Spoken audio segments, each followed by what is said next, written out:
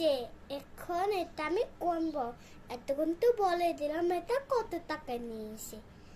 1 2 3 4 5 6 7 8 9 10 11 12 13 14 15 16 17 18 18 19 20 21 22 23 এই যে 24 25 26 26 27 28 এখানে তাহলে বুঝতে পারলাম 27টা আছে।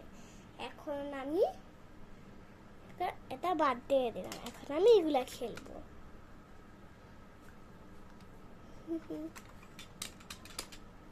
এইগুলো লাগবে না। ওই দেখি কে আগে ওই পাশে